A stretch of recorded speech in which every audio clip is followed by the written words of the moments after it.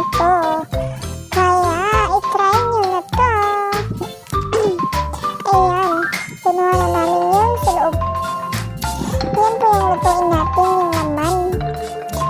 Yan, meron pa tayo dito yung kamatis, at saka ahos. Iwan mo, bawang yan, at sika sibuyas. Tapos yan na yung takong natin. Sobrang dami, no? Sobrang dami. Yan, nagkawali na tayo. Tapos ilagay na natin ang ating bawang.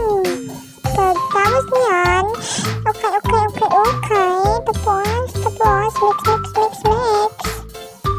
Tapos niyan, ilagay na natin ang ating sibuyas.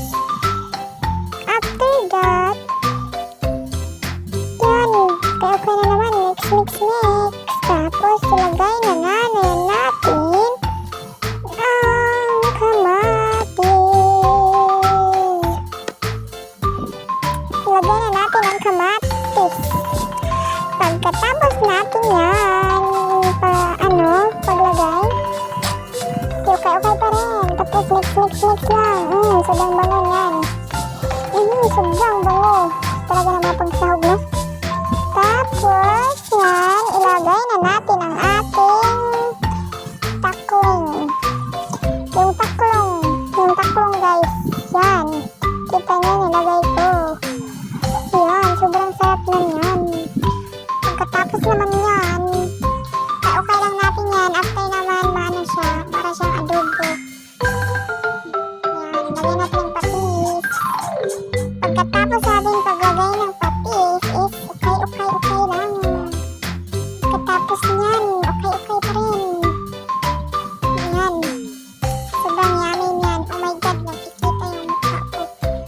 Ang ina yan. I-ano ko yan. I-hide ko yan dito. Kita ko lang yun. Lagyan natin ng magic sarap. Konting magic sarap. Pagkatapos ng maglagay ng magic sarap, ay okay natin. Hanggang ito ay maluto na. Saka magkuha muna ako ng plato. Ay, yung pinggan. Pagkatapos niyan, isilagay natin sa pinggan.